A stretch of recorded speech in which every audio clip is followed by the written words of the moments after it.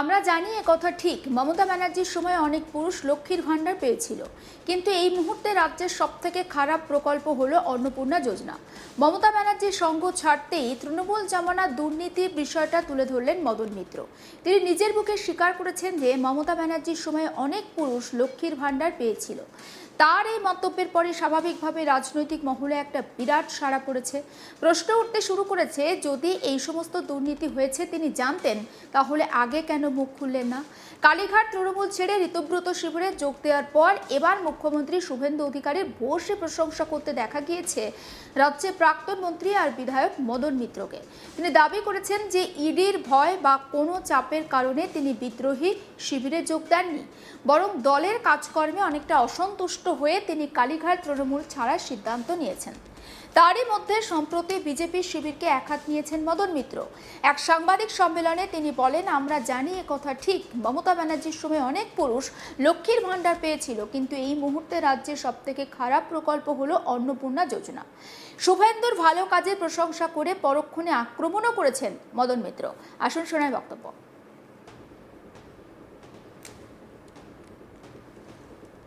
আমরা কনস্ট্রাকটিভ বিরোধিতায় বিশ্বাস করি, যেটা ভালো কাজ তাকে ভালো কাজ করব, কিন্তু চ্যাংরামি যেটা হচ্ছে সেই চ্যাংরামিটাতে তো আমরা নাচতে পারবো না। দেখুন, আমি জানি না উনি কোন যন্ত্র মাপ নিয়ে গেছিলেন, মানে কিসে মাপ নিয়েছেন, ওটা 81% না 18% উনি বলতে পারবেন। তবে আমরা জানি যে মমতা বন্দ্যোপাধ্যায়ের সময় একথা ঠিক, লক্ষ্মীর ভাণ্ডারে অনেক পুরুষ পেয়েছিল, কিন্তু এই মুহূর্তে সবথেকে খারাপ কাজ যে প্রকল্পটায় হয়েছে সেটা হচ্ছে অন্নপূর্ণা। এবং অন্নপূর্ণায় এত ফাঁকি ছিল, এইগুলো নির্বাচনের আগে বললে খুব ভালো হতো। আমার বাড়িতে 5 জন লোক, এক ভাই চাকরি করে, সে আইটি দেয়, আর কেউ তাদের সঙ্গে আমার সম্পর্কই নেই, আমায় দেখেই না, কিন্তু যেহেতু একজন আইটি দেয় সেই বাড়িতে আর দেওয়া হবে না। 10,000 টাকা রোজগার থাকলে দেওয়া হবে না। এইসব কথাগুলো তো বলার কোনো, এগুলো আগে বলে দিলে ভালো হতো না? এগুলো আগে বলে দিলে ভালো হতো। এবং সবসময় আমাদের মনে রাখ, সরকারি চাকরি করলে পাওয়া যাবে না।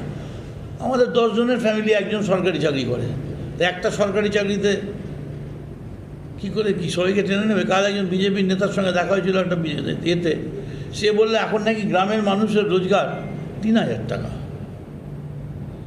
আসলে আমার মনে হয় ওরা জানেনই না, এখন মিনিমাম ওয়েজেস 585 ছিল 2 বছর আগে, এখন মিনিমাম ওয়েজেস যেখানে গিয়ে দাঁড়িয়েছে সেটা প্রায় 20 থেকে 24,000 টাকার মধ্যে। এবং এই সরকারকেও ইমিডিয়েটলি টাকা বাড়াতে হবে, এছাড়া কোনো উপায় নেই। ফলে যেটা বলছে এটা ঠিক বলছে না। একই সঙ্গে তিনি বলেন, গুন্ডাদের প্রত্যেকেই এখন বিজেপির মিছিলে আর মঞ্চে দেখা যাচ্ছে, প্রত্যেকের ছবিও বেরিয়ে যাচ্ছে। 15 বছরে তৃণমূলের রাজত্বে 100 দিনের মধ্যে তৃণমূল গুন্ডাদের অ্যারেস্ট করতে হয়নি, কিন্তু এই নতুন বিজেপির 100 দিনের মধ্যেই লাল চুল, কানে দুল আর টাকা চাওয়া আর নিজের দলের মধ্যে ঝগড়া একদম নেতৃত্ব থেকে ফুটপাত পর্যন্ত চলে এসেছে। ফলে রাজ্যের উন্নয়ন ব্যাহত হচ্ছে। এখন শুধু গ্রেপ্তার, মারধর, ডিম ছোড়া এসবই চলছে। আসল শোনায় মদন মিত্রের বক্তব্য।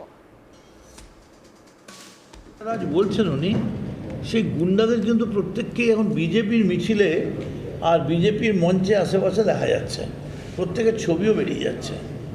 তো আপনি তো হোম মিনিস্টার, তৃণমূলের হাতে তো আর হোম মিনিস্ট্রি ছিল না, কিন্তু এইটুকুন আমরা বলতে পারি, তৃণমূলের রাজত্বে 15 বছরের 100 দিনের মধ্যে তৃণমূল গুন্ডাকে অ্যারেস্ট করতে হয়নি। আপনাদের 100 দিনের মধ্যেই লাল চুল, কানে দুল আর টাকা চাওয়া, 1 কোটি টাকা চাওয়া বিজেপি, নবতী বিজেপি, এবং আপনাদের মধ্যে দলগত ঝগড়া এমন জায়গায় চলে গেছে যে একদম নেতৃত্ব থেকে পুরো ফুটপাত অবধি ঝগড়া চলে এসছে। ফলে পশ্চিমবঙ্গের উন্নয়ন ব্যাহত হচ্ছে। এখন শুধু অ্যারেস্ট, মারধর, মারামারি, ডিম, এমনকি সৌগত রায়ের মতো একজন বয়স্ক মানুষ, তাকেও ডিমের সম্মুখীন হতে হচ্ছে। আর আমাদের আবার রামপুরহাট যেতে হচ্ছে যে ডেপুটি স্পিকার, 5 বারের বিধায়ক, প্রফেসর, তাকেও চোর চোর, ডিম চোর বলে, যে জীবনে কোনো দুর্নীতির সঙ্গে জড়িত ছিল না। তাই আপনাদের কাছে বলবো এই আজগুবি সমস্ত চিন্তাধারা ছেড়ে come to a positive way and see what best can be done for the state. দেখুন, আপনারা জানেন যে রাজ্যে ক্ষমতার পালাবদলের পরে আমরা দেখেছি যে তৃণমূল কংগ্রেস তারা কিন্তু দুভাগে ভাগ হয়ে গেছে। একদিকে রয়েছে মমতা ব্যানার্জি তৃণমূল, তারা কালীঘাট তৃণমূল নামে পরিচিত। গুটি কয়েক বিধায়ক রয়েছেন সেই দলে, তার মধ্যে অন্যতম হচ্ছেন কুণাল ঘোষ। মদন মিত্র তিনিও কিন্তু এই মমতা ব্যানার্জির দলে ছিলেন, কিন্তু খুব সম্প্রতি আমরা দেখেছি যে মদন মিত্র তিনি কিন্তু কালীঘাট তৃণমূলের সঙ্গ ছেড়ে ঋতব্রত তৃণমূল, অর্থাৎ তৃণমূল যে দুটো ভাগে ভাগ হয়েছে তার অপর একটা হচ্ছে ঋতব্রত ব্যানার্জির তৃণমূল, সেখানে মদন মিত্র যোগ দিয়েছেন। এবং সেখানে যোগ দিয়ে তিনি মমতা ব্যানার্জি এবং অভিষেক ব্যানার্জি সম্পর্কে একাধিক মন্তব্য করেছেন, যেটা নিয়ে রাজ্য রাজনীতি একেবারে তোলপাড় ফেলে দিয়েছিল বা তোলপাড় পড়ে গিয়েছিল। সেই খবরও আমরা আপনাদের সামনে তুলে ধরেছিলাম। তবে এখানেই শেষ নয়, আপনারা জানেন যে লক্ষ্মীর ভাণ্ডার, রাজ্যে ক্ষমতার পালাবদলের পরে লক্ষ্মীর ভাণ্ডারে যে দুর্নীতি হয়েছে সেই দুর্নীতির একাধিক খবর সামনে উঠে এসেছে। লক্ষ্মীর ভাণ্ডার মহিলাদের পাওয়ার কথা, কিন্তু দেখা গিয়েছে যে সেই লক্ষ্মীর ভাণ্ডার মহিলাদের বদলে পুরুষরা পেয়েছেন। আর মদন মিত্র বলছেন যে তৃণমূল কংগ্রেসের জমানায় লক্ষ্মীর ভাণ্ডার নিয়ে দুর্নীতি হয়েছে, তিনি সেটা জানতেন। লক্ষ্মীর ভাণ্ডার মহিলাদের সঙ্গে পুরুষরাও পেয়েছেন। তাহলে প্রশ্ন উঠছে, এতদিন পর্যন্ত মদন মিত্র কেন চুপ করেছিলেন? কেন তিনি কালীঘাট তৃণমূলের সঙ্গ ছেড়ে ঋতব্রত শিবিরে যোগ দিয়ে হঠাৎ করে এই বিষয়টা নিয়ে সরব হলেন? শুধু এখানেই থামেননি মদন মিত্র, তিনি শুভেন্দু অধিকারীর প্রশংসা করেছেন। শুভেন্দু অধিকারীর সরকার যেভাবে কাজ করছে সেই কাজেরও তিনি ভূয়সী প্রশংসা করেছেন। তবে একই সঙ্গে তিনি খোঁচাও দিয়েছেন। তিনি বলছেন যে অন্নপূর্ণা যোজনা হচ্ছে রাজ্যের এই মুহূর্তে সবথেকে একটা খারাপ প্রকল্প। কারণ কি? কারণ অন্নপূর্ণা যোজনা নিয়ে দিকে দিকে যেভাবে মহিলাদের বিক্ষোভ হয়রানির ছবি আমরা দেখেছি, এবং বিগত কয়েকদিন ধরে আমরা দেখেছি রেল অবরোধ, রাস্তা অবরোধ, বিডিও অফিসের সামনে বিক্ষোভ দেখাচ্ছেন মহিলারা। প্রত্যেকের একটাই বক্তব্য যে তারা ফর্ম ফিল আপ করেছেন, কিন্তু ফর্ম ফিল আপ করা সত্ত্বেও তাদের অ্যাকাউন্টে কোনো টাকা আসেনি। এবং কেন তারা টাকা পাচ্ছেন না? কারণ তারা যে ফর্ম ফিল আপ করেছেন সেই ফর্ম ফিল আপে তাদেরকে অ্যাপ্রুভ দেখানো হয়েছে। অ্যাপ্রুভ দেখানো হলেও কেন তারা টাকা পাচ্ছেন না? তাহলে তাদের কোথায় গাফিলতি ছিল সেটা কেন তাদের জানানো হচ্ছে না?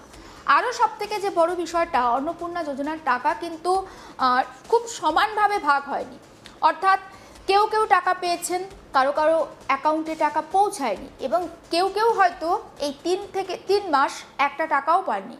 এই সমস্ত মহিলাদের বক্তব্য যে তাদের ভুলটা কোথায়। তারা এটাও বলছেন যে মমতা ব্যানার্জির সরকার ভালো ছিল, অন্তত লক্ষ্মীর ভাণ্ডারটা প্রত্যেকে পেতেন। সমস্ত আপডেট পৌঁছে দেবো আপনাদের কাছে। নজর রাখুন আজ তাক বাংলায়, সাবস্ক্রাইব করতে ভুলবেন না।